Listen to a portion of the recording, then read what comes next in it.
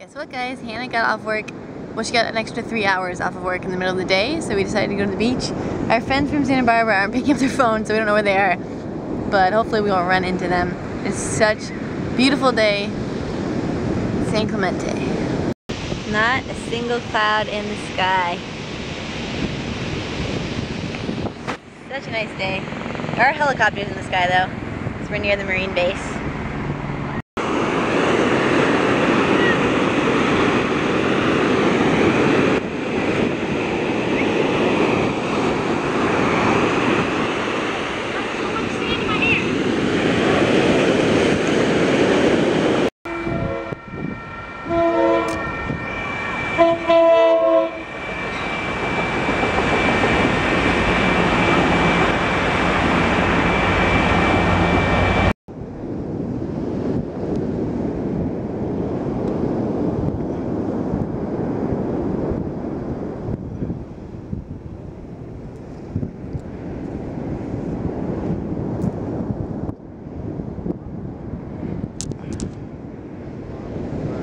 What a delicious lunch. Half an avocado, some homemade salsa, and maybe some leftover artichoke. Hannah just got off work, and I spent the rest of the day writing and reading and watching a movie. Now we're gonna go meet up with our friends from Santa Barbara and get something to eat.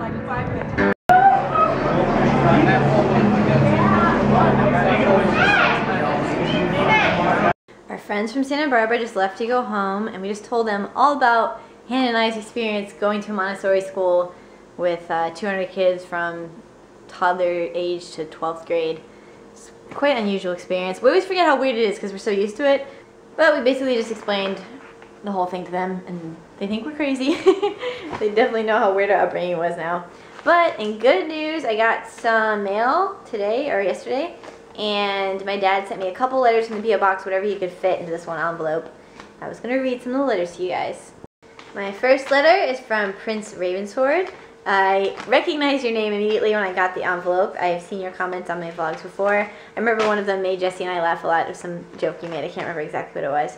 But your letter is very sweet and I appreciate it very much. Thank you for sending it. I got another letter from Alec. And Alec, he's from Michigan and he's getting a degree in film and video production. And he asked me for some tips on writing because he's trying to write a TV show and he's having trouble writing the dialogue. Dialogue is definitely the hardest thing for me. I think that definitely comes a lot from experience and listening to people speak and really being observant and taking notes kind of on how people talk, and from reading a lot. My first piece of advice would be to read a lot of books where there's a lot of dialogue in it. But there are tons of books on writing screenplays and writing dialogue and stuff like that that give you a lot of tips that just things you would never even think about. You know, I remember learning about, you know, you want to think of two characters and the point they want to get across to each other, but then not being able to say it in a way that's not completely on the nose. You know, you want to imply what they want rather than just flat out saying, like, exactly what they want. That way it makes it more interesting, but all the dialogue should be really emotive driven. Like, there should always be a reason why everybody's saying something. It shouldn't just be to get to the next plot point. One cool thing about TV shows is there's usually several writers on them, and you don't have to write it all yourself. But I definitely think trying to write short stories and screenplays is a good practice for sure. That's something you mentioned you might want to do as a way to practice writing. I would say writing good dialogue definitely comes from practice and getting it wrong a lot the first time. But listen to how your friends talk to each other and maybe record some of it and write it down word for word. And think about the characters that you're writing and what people you know that might be similar to them and how they speak. Because usually when I write dialogue, I still don't think I'm very good at it. I think I'm good at writing stories, but the dialogue is definitely difficult, and I write just kind of the way that I would speak. So all the characters end up speaking maybe kind of the way that I would speak. So I'm trying to learn how to write from other people's points of view and perspectives. So I hope that's helpful. I know it isn't like this is the secret to writing good dialogue, but I'm still working on it myself. Don't get discouraged though. The more you write, like I said before, the more you write, the more mistakes you make, and the closer you'll get to being satisfied with what you're writing. So keep working at it. I'm really glad you're going into video and film production. I love that stuff. So good luck, and thank you so much for your letter. I also got this in the mail from Jesse, and at first I thought it was mints, and then I opened it, and it is travel size Paris, which is so adorable. I'll set it up for you guys. And it is this adorable little like diorama of Paris. It has the Arc de Triomphe, the Notre Dame, little people, a lamppost and a car, Eiffel Tower, a patisserie. It is so adorable. It's such a thoughtful little cute present. I love it, Jessie. I'll probably call her and tell her that, don't worry. I also got a great CD of music. It was meant for our road trip.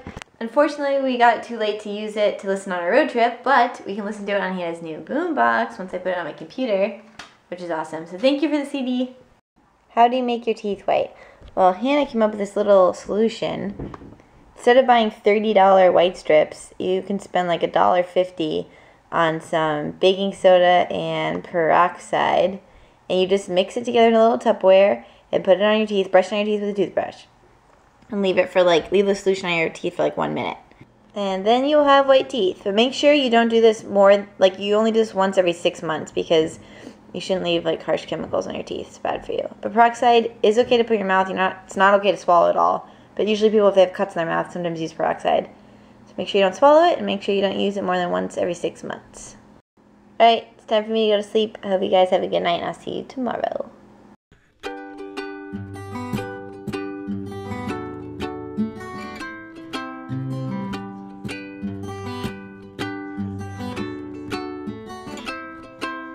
I like girls that don't like me. I wonder if we'll ever meet, but chances are you're not for me, 'cause I'm not sure about anything, no.